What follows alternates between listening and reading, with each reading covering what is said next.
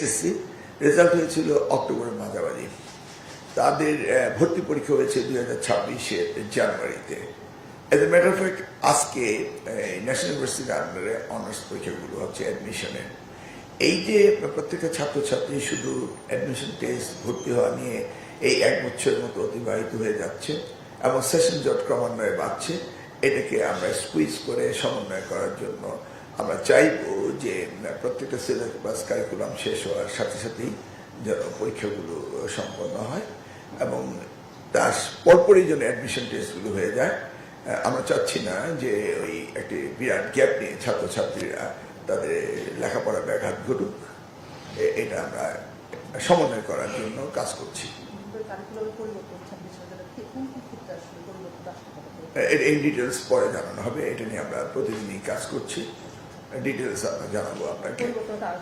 না, নিশ্চয়ই আসবে, আসতে হবে। আমরা কাজ করছি, আমরা বসিনি, আমরা কাজ করছি এবং ইন ডিটেলস আমাদের প্রোগ্রামের ভিতরে কোনটা আমরা 26-এ চেঞ্জ করছি, এটা উইদিন 2 উইকস আপনারা সকলে জেনে যাবেন।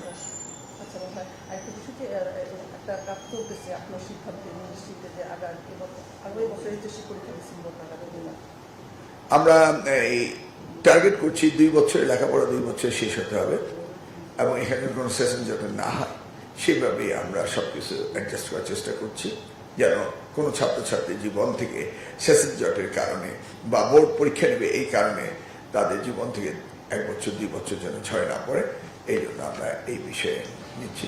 আমরা ধরে নিচ্ছি যে December is the end of the year, পরীক্ষার মাস, এর মধ্যেই আমরা আমাদের সিলেবাস শেষ করা এটা।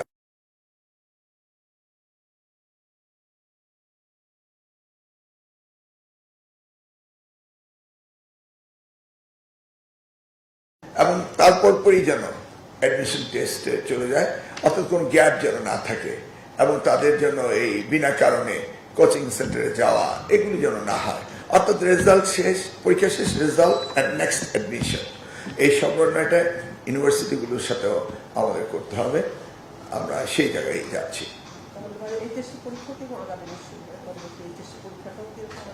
আমাদের এইচএসসি পরীক্ষার ডেট দিয়ে দিয়েছি এবং এই সপ্তাহে বোধহয় আগামীকালের মধ্যে কারিকুলাম আমরা রুটিন দিচ্ছি আগামীকালকে।